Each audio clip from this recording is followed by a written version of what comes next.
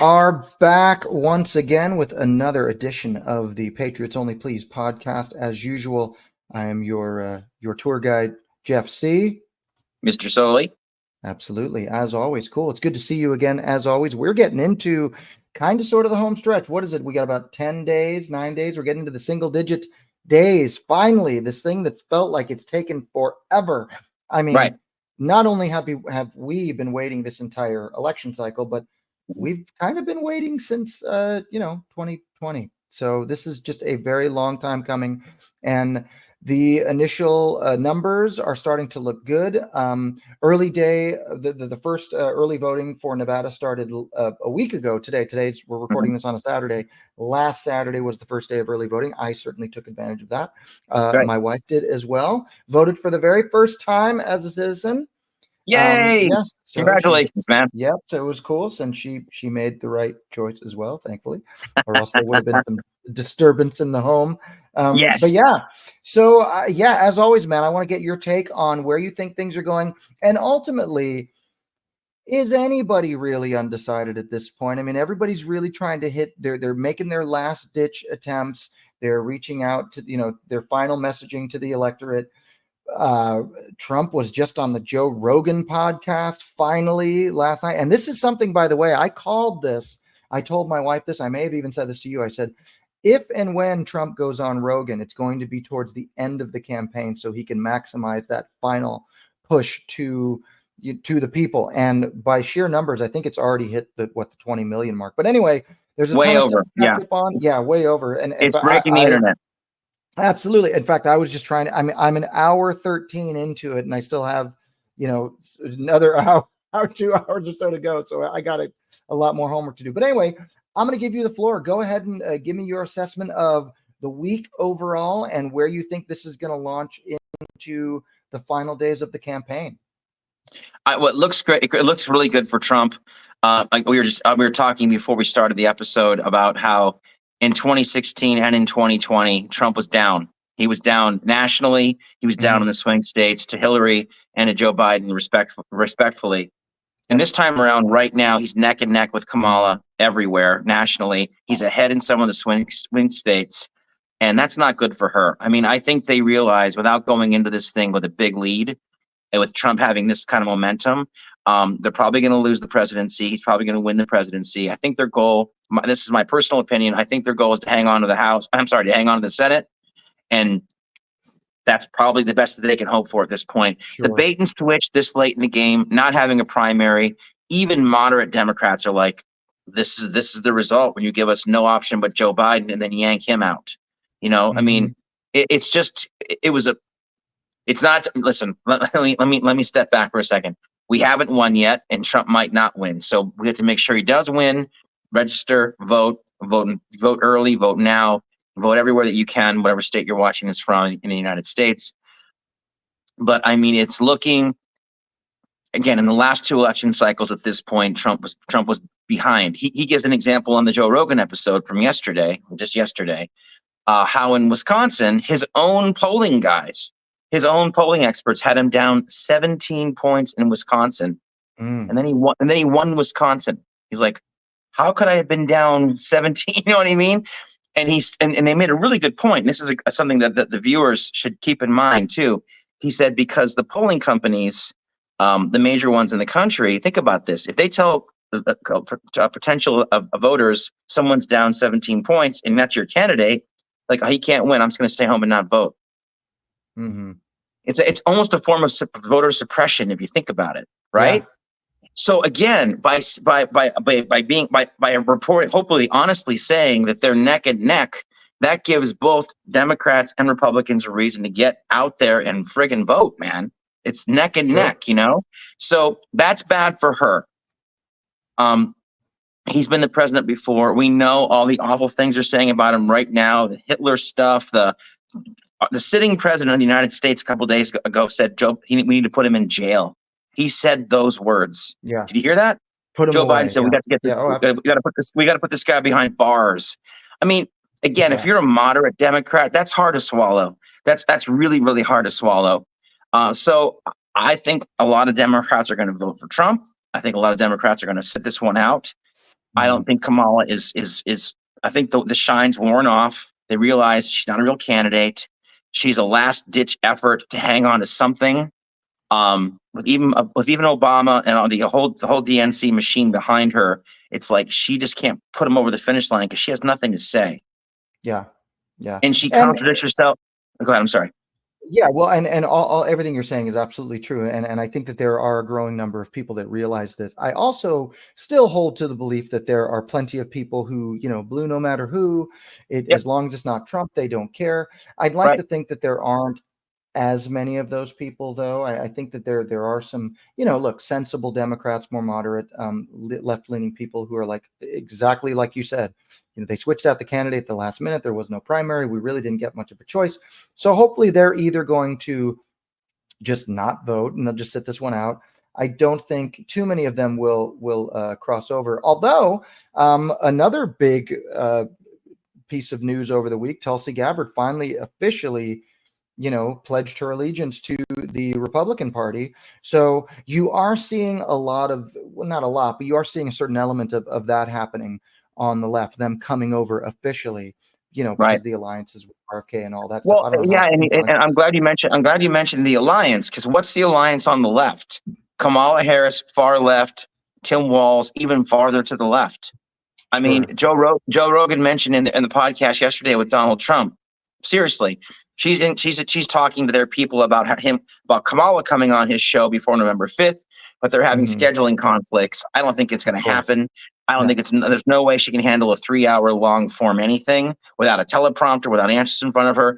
They're probably going to tell if completely my opinion, just speculation, but they're going to give Rogan a list of things he can't talk about. He's going to say, "F you, it's my show. I can do whatever I want." She Yeah. won't go anywhere near. I think the Fox interview showed her what can happen when she's not talking to people who will do everything she wants them to do, and only fact check, I guess, no one. But Yeah. he won't play by her rules. And how could it benefit her to go on a show like that? Absolutely. We just It's saw not going her. to change. It's not going to change anybody's opinion, especially in his audience, because a lot of his audience tends to be, younger male. Well, that's it. Lately his audience attracts more of Well, our type we of saw people. her crash and burn with Brett, with on the Fox network, and Yeah. we saw her crash and burn on CNN with Anderson Cooper. She couldn't Yeah. give him a straight answer for 40 minutes. Nothing. She didn't answer And one 60 Minutes question. and The View and every other softball interview that she's been given. So she clearly wouldn't be able to hold her own for 3 hours with Joe Rogan in a No. completely unscripted, unedited interview. So again, look, things are really trending in the right direction, at least, as far as we're concerned. Of Right. course, anything is possible because you still have a couple Sure. of states, or at least there's one state, I can't remember exactly which one it was, but 11,000 or something like that voters, illegal voters are still, they're not allowed to be purged from the voter rolls. So that clearly, to me, this close to the election is just a blatant, like, this is election interference. You're clearly Right. trying to sway the election in a certain direction. So, I mean, what do you say about that? Well, I say that as we talked about again before we started the episode, the RNC is on offensive this year. Laura Trump has got lawyers placed in every key district in the country, people boots on the ground. This will be a lawsuit. What you just said, that'll be contested in court. That won't be allowed to Sure. stand. So they'll fight that, then, as they should, and they'll fight all the shenanigans as they should. But they're ready for them. They're ready So for what them. would the You know what I mean? strategy be then for something like that? What's the point of even using that as a strategy, other than, I think, maybe just buying some time while see, this is why we can't count the votes on election night. This is why it's going to take an extra week, because they got to buy themselves time, because they know I that guess. a ruling like that's going to be challenged at the Supreme Court level, but it's going to buy them time. So anybody that thinks that this election is going to be over and decided when you wake up in the morning on November 6th has got another thing coming. From Yeah, what no, I I agree with you. I agree with you, but that's all the more reason to overwhelm the system, make it too big to rig. Vote, ask your friends to vote, ask your colleagues to vote, reach out to people, check in with people you haven't checked in with in a while, and make sure that they vote. And just don't let up. You know what I mean? And like, we're doing this DIY podcast to get the word out. I mean, I've never seen this kind of groundswell support ever for a political candidate. Trump really has created a movement. I don't care what the Democrats say. He's not part of the machine. He's got his own machine, and we're part of that machine. Be a part of that machine too, and vote for him. Help get the word out, and just get ready for the shenanigans. It's going to be a weird holiday season. because this might drag into December for all we know. You know what I mean? This is Wouldn't going be to drag surprised. into January. But Absolutely. But if they know they can't win, and if the numbers are crazy in Trump's favor, it's going to be really hard to stretch it out that long. Yeah, that's another thing that seems to be trending in our direction as well. The early voting numbers, or at least the numbers that are coming back from Nevada, Everywhere. Clark County, everywhere, right? They're definitely favoring Trump. And I think that's because a lot of the pundits, whereas before in the last election, our side was very, very cautious about voting early, doing mail-in votes, all that kind of stuff. But I think this time around, we're going to try to beat them at their own game, right? We're going to show up. We're going to show up early. We're going to show up in droves. And look, there's even some talk. I doubt how real this would be. I doubt this could even happen. But wouldn't it be great if, hey, he's got enough votes, early votes, to push him over before election day? I doubt that will happen. But I mean, the idea is that you flood the system with as many legitimate votes as possible, so where they don't even have time to drum up that many. Because if you think about it, he only lost by a handful of votes, relatively speaking, like in the tens of thousands, hundreds of thousands, a pretty small margin. So they can cook those up in the middle of the night, but it's going to be a lot harder to cook up millions of, but which is exactly what the illegal immigration problem is about. Right, but again, that'll be contested. How many of those people are going to vote? That'll be contested in court. And maybe that's exactly what Trump was put on this earth to do, is to put an end to that for now, win the presidency, straighten that out in his 4-year term if he wins, because we won't have a country if this continues, man. We can't allow the Democrats to ship in 30 million new voters. I mean, that's crazy. So it really is. There's a lot at stake, and dude. And again, this is something that Trump says in the interview in the podcast with Joe Rogan. Kamala was taking days off. And Trump hasn't taken a day off in 56 days. 56 days of not an hour off. 56 days of multiple state events, speaking, interviews, podcasts, phone calls, nonstop. Kamala's taking every other day off. She's doing one rally a day max and taking days off. That's not, I don't think, again, pure speculation on my part, but I can't see that as a winning strategy. There's no COVID to blame. That was Joe Biden's excuse in 2020. He hid in the basement. There's no basement. There's no COVID. She's just not prepared to talk to people very much because she doesn't have anything to talk about. The last 3.5 years have been terrible for the American economy, for average taxpayers. We all know that. She can't run on that. Can't endless wars. I mean, we can't run on that. Can't foreign policy, domestic policy, can't run on those things. At this point, as we're seeing, it's cheap shots against Trump's character, and he's unhinged. He's what are they saying? He's unstable, unhinged. Your boss has dementia. Joe Biden has dementia. No one even takes him seriously anymore. It's weird. He's still the president, but he's a bumbling, stumbling, almost difficult to understand 82-year-old out to pasture president. I mean, it's very weird. It's like, just think for a second, if you're on the DNC and you're one of their pollsters or one of their main drivers. They have to be in a panic. The sitting president's no help at all, right? So he can't help at all. Everyone's tired of Barack Obama. I know I am. And I know a lot of African American men are tired of him telling them what to do and what to think. Him chastising them the other week, that backfired completely. Yeah, let's hang out in one of your 3 mansions. You'll talk about it there, Barack. How about that, Rich? So I don't see I don't see the October surprise. What was it supposed to be? I think it was supposed to be Trump is Hitler Part 27. Wasn't there supposed to be some? Well, didn't the Obama appointed judge agree to unseal one of Jack Smith's things, and that was supposed to be a big deal? Yeah, and has that happened? Has that happened yet? I'm sorry, has that happened yet? Who knows? And I don't think, again, nothing that's going to happen on either side is going to sway anybody at this point. If they try to unleash another lawsuit, no Trump supporters are going to go, oh my God, this is the one that's finally, this is enough. I just can't vote for the guy. Nothing's going to push anybody over the edge. And they're going to try to pull out another Russian collusion thing, oh my goodness, well, we think that, maybe Elon might be talking with Putin. It's like, Right. well, first of all, Elon is still very much a private citizen and is not, officially connected to the campaign. He's endorsed Trump, but regardless. So, I mean, so that's that's a nothing burger there as well. So they're going to keep grasping at straws. And I think that their supporters are going to, those with TDS, massive TDS. We know several people in common that suffer from that particular affliction. Sure. Of Nothing's going to change their mind. And at this point, I course. really don't care, as long as we have the numbers on our side and it seems to be going in that direction. Now, we have to keep that momentum going. The early voting has to continue. It has to Yes. continue all the way through the election and then through the election. So it has to be overwhelming from basically now until the polls close on the 5th in every Yes. state. Like, you Yes. cannot take your foot off the gas at Nope. all. Nope. So, I mean, that's what we're up against. We're up against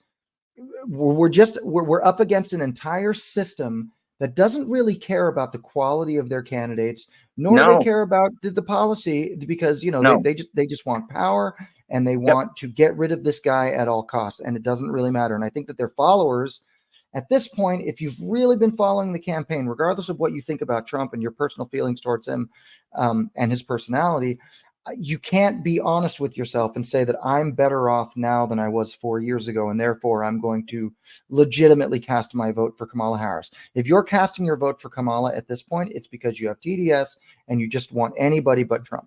And that's it. And I've That's even exactly seen it. that much.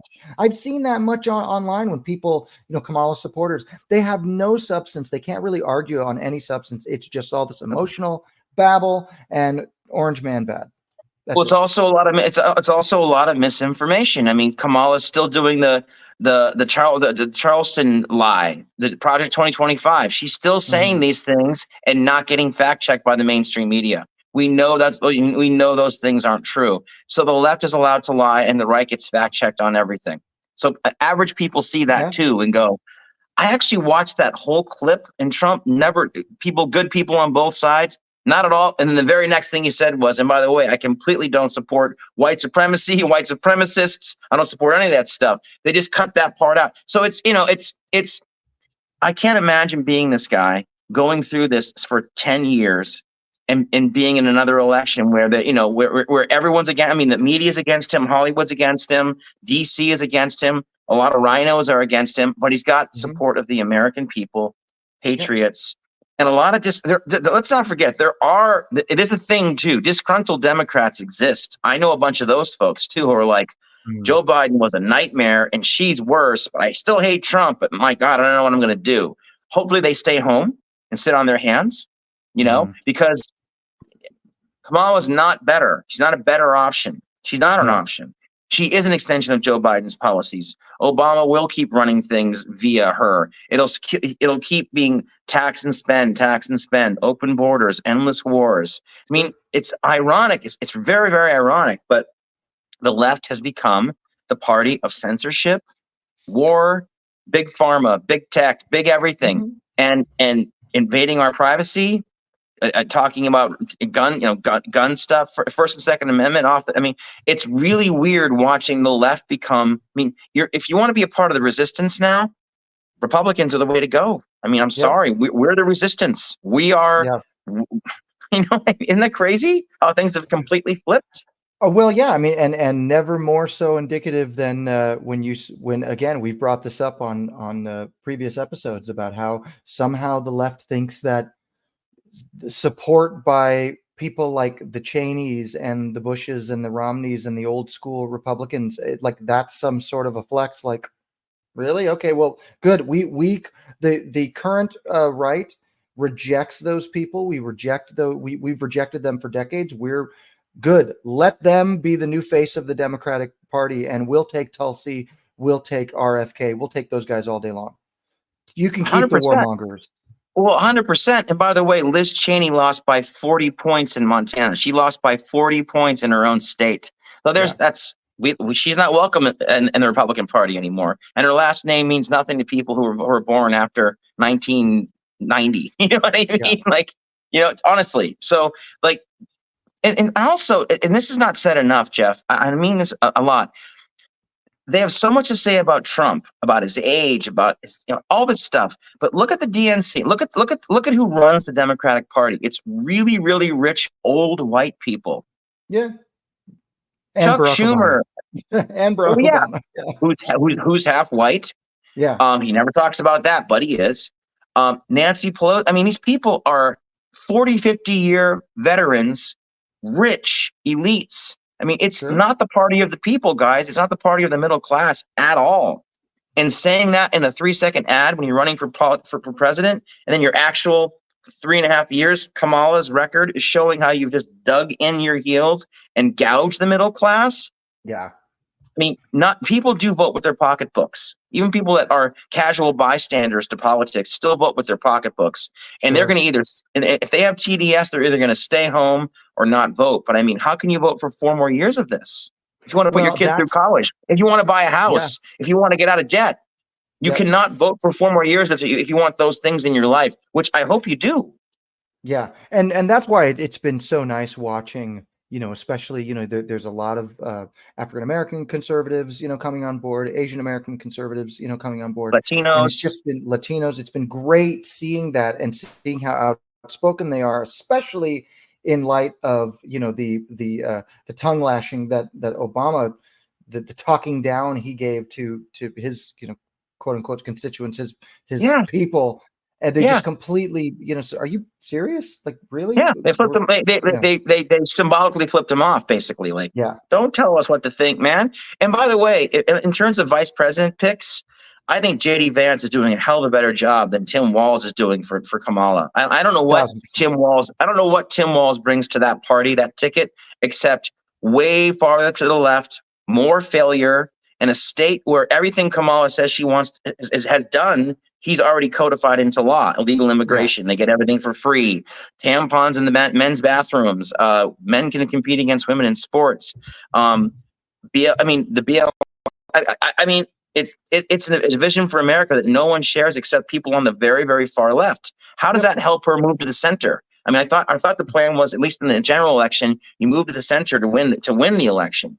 She's saying things like now she's for frack, but her vice president is against everything. Do you understand what I'm trying to say? Oh, absolutely. JD Vance and Trump are dead set on their vision for America together. And this is Kamala. I'm sorry, this is Kamala. I can't do the left. He's way farther to the left than she is. Yeah. So he brings her farther away from the center. How does that help her win? How does that help her win the presidency? For the last 2 election cycles now, so the last 2020 and now this one, the only thing they've run on is, we're not Trump. We're not Trump. Joe Biden didn't have to run on anything else because COVID, conveniently allowed him to just stay in his basement. So, but I'm not Trump. I'm not Trump. And then even then, I mean, let's be honest, the results are still dubious to this day. But we're now, this is a new chapter. But Kamala and Tim Walz, they're just running on the fact that they're not Trump. That's the only. That's all they've got. So I don't think, to your point, since there is no COVID, there is no basement. How much longer can you run on that? You can't. I don't think. I think that's losing its shine as well, as is Kamala. Yeah. And something that very telling that Rogan says in the interview with Trump, he says he did talk to Kamala in the process of trying to book her on the show. He's talking to her people and talking to her, and she admitted to Joe Rogan. He said this on the podcast. So whatever that means, the veracity of it, whatever. But he said, and I quote, Kamala told me she was sleep deprived when she selected Tim Walz to be her vice president, end quote. Wow. I haven't gotten that far. You haven't gotten that far. You go, when you watch the podcast, like bookmark that, because she told Rogan, yeah, I was sleep deprived when I confirmed Tim Walz. I can't, even if that's true, how dumb do you think people are? I mean, how I don't know. Well, like, that is embarrassingly stupid. They think their constituency is so dumb that all they care, and I'm a broken record about this, but all they care about is orange man bad. They're not Trump, anyone but Trump, joyful brown vagina, and abortion. And that's it. That's it. And hopefully from what I'm seeing, from what I'm feeling, from what I'm, kind of taking in from our vantage point, is that there's not enough people to pull off that kind of a win on their side, which is why they have to pad it with illegal immigrants, which is why, oh, interestingly enough, no, we're against voter ID. I mean, look, everything that they're doing just points to voter suppression, and yet they're going to turn it back around on us. But really, you're the ones that are legitimately not allowing states to get rid of voter rolls that have proven non-registered and/or illegal immigrants. It's a fact that you're not allowing voter ID. Why is that? Why in any other country? Elon just posted a graphic the other day, just yesterday on X, about these are the countries that require voter identification. Almost all of them, with the exception of, I think I didn't see like Iran on there, but everyone else, all voter ID required. How come? So you got to wonder, well, I mean, the ones that don't want that, why do they not want that? Well, because it's easier to cheat. How is that not so fucking, how is that not obvious? How is that not obvious? I guess it's okay because, oh, well, look, we need to, the ends justify the means. As long as we're not going to elect Hitler part 2, then we can lie, cheat, steal, do whatever we want. And then the second the election is called in Trump's favor, we're going to tie this up for months. We're going to do everything we can. But all of a sudden, it's okay. It's okay if the left argues the results of the election. That's okay. But if we bring anything up, like if we bring up facts like voter suppression, no voter ID, you guys have been, the illegal immigration, that somehow is this unbelievable, crazy tinfoil hat conspiracy theory. When we have years of evidence and proof of that. But what are they going to say? How are they going to blame a cheat on the right? I don't see how that can happen. But they're going to try. Yeah, they're going to try. I don't see how it can happen. I think they're scrambling. I think they realize Kamala was the only choice, but not strong enough to beat Trump. I mean, dude, Trump. Let's face it. In Trump's 10 years, he became president. He knocked out Hillary Clinton. He knocked out Joe Biden.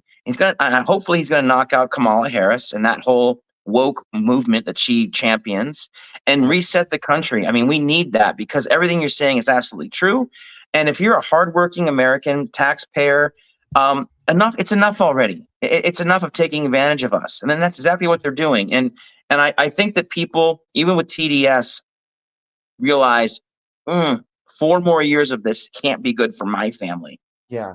I'm hoping to see a 1972, 1984 style landslide, and it's funny you say that. I mean, because, the Al White dinner, the big Catholic thing in New York City, Joe Biden, Kamala Harris, no shows. The last Democrat contender to miss that was Walter Mondale. He lost 49 states. So not saying that's going to be a repeat, but it was embarrassing to not have I mean, why didn't Joe Biden go? He's the sitting president. He's not on tour. He's not doing anything. Literally not doing anything because he realized he had nothing to benefit from it. He was going to get lambasted by everybody because he's barely awake. And it was probably past his bed. It was probably past his bedtime. And I think he started at 9:00 in New York, so that's way too late for him. But I mean, it's very telling that Chuck Schumer's sitting right there next to the podium where everyone's speaking, and they kept saying, "Where's Kamala's not coming, Joe Biden's not coming," and Chuck Schumer's just like, it is kind of weird. You know what I mean? Yeah. And this is a blue state. I mean, and Governor Hochul was there, Mayor Adams was there. No, the Democrats who run the executive office, who run the White House, couldn't be bothered to show up. It's like, you always show up to this thing. That's what you guys do. Not this year. It's all very telling. You know what I mean? Sure. And maybe because, maybe somehow they think that they've got it in the bag, that they don't necessarily need that segment of the vote. But I'm hoping that we are victorious and their campaign just comes crashing down. And you look, and even assuming Trump takes the win, assuming there's no, hugely drawn out, shenanigans, the election, shenanigans, all that, assuming all of it happens as smoothly as possible, like you said, even if they get him in, they're going to try to discredit him. They're going to try to probably assassinate him a few times while he's in there. They're going to block every piece of legislation. He's basically going to have to rule like a king, and do everything almost through executive order, because it's going to be impossible to push anything through Congress with a divided Congress. That's what Joe Biden did. I mean, on his first day, he rescinded 96 of Trump's executive orders with his own. So I think Trump will probably sit there publicly with the mainstream, with all the mainstream media. Again, this is conjecture, but and go, I'm going to undo everything he did because look at the state we're in, And it doesn't bother. You're right about the assassination attempts. It's very telling that these two assassination attempts were not used by the left for a reason to talk about gun control. Isn't that funny? Mm-hmm. No big, huge gun control push because shooting at the president. Well, it's the wrong president, so it's okay with us. That's okay. Yeah, terrible. Mm-hmm. Shame on them. History will judge them harshly for that. All that stuff. But I think I think Trump's team knows all this stuff. And the one thing that Trump hammers in during his talk with Joe Rogan, which great question that Rogan asked at the near the beginning of the podcast, was, what would you do differently this time, and what do you regret you didn't do? And Trump just says, listen, man, I didn't spend any time in D.C. I was a New York guy. I didn't know the swamp. I didn't know the main players. I took a lot of recommendations from people I trusted. Most of them worked out. Some of them didn't. This time I'm going in with I know exactly who I'm going to appoint for every single post. And I think the corollary of that is he's going to have a security team like no one's ever seen before. He's going to be circled up 24/7 by just military guards, mirrors, bulletproof, everything. He needs to be. He needs to be. Yeah, he knows that, absolutely. So, and we can afford it, and we can afford that protection. If we can give Ukraine $300 billion, we can afford to have the president secured every time he's in public. Of course we can, and that's another thing that's going to stop too. Is just a blank check that's going to Ukraine. Everybody knows that the party's going to be over once he gets in. So now, look, I mean, we've been going here for a little over 32 minutes at this point. So I guess in closing this time around, what do you think this means? I mean, look, anything can happen. We still have, we're still a little shy of, little over a week left before Election Day. Anything is possible. I don't see Kamala's camp doing anything to drastically turn that ship around. Yet the polls are still showing that she's neck and neck, which is interesting because in all the swing states, it's showing Trump leading. So how are they getting this neck and neck, or Kamala's still ahead? I guess if they're not, because by saying again to quote what I said earlier in this episode, quoting what Trump said in his podcast with Rogan yesterday. The polling companies, if you're the DNC and you hire your polling companies, they want the electorate to think it's close, so their vote matters.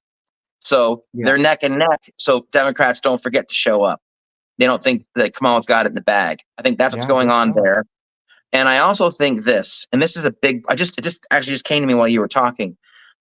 In 2020. Trump was the sitting president. COVID was raging the world, and it was whatever it was. And Biden pretty much just had to hang out in his basement and win. This time, Biden's a lame duck.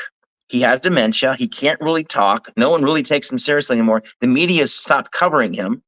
Kamala, in other words, whatever shenanigans are going to happen, Kamala's not a strong enough speaker to be the face of it, to be the voice of it.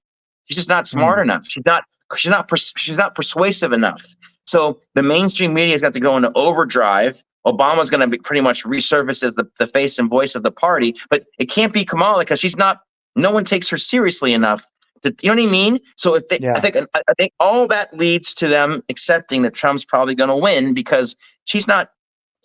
No one likes her enough to listen to her lie about election interference. Knowing that she's throwing the border open, knowing that she defends defunding the police, knowing her record, having videos of her saying these things, it's like she's not. So she's exactly the wrong candidate to be the face of defending the DNC in the face of voter interference on a national level.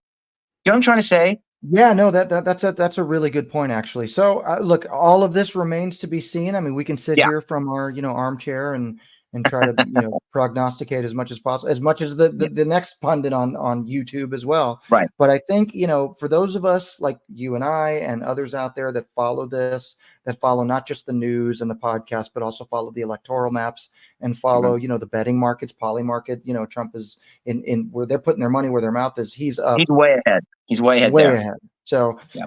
which I think is a lot more telling than any really biased, poll anyway.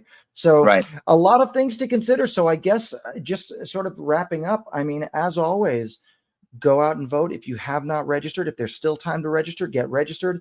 You have to be registered to, you don't necessarily have to be registered a Republican to vote for Trump. If you still in your heart of hearts still want, for whatever reason, to align with the Democratic Party, maybe you still have hope for the future, go right ahead. But we do encourage you to at least vote for Donald Trump to get into, and look, I mean, and take a serious look at your Republican candidates for Congress and Senate as well.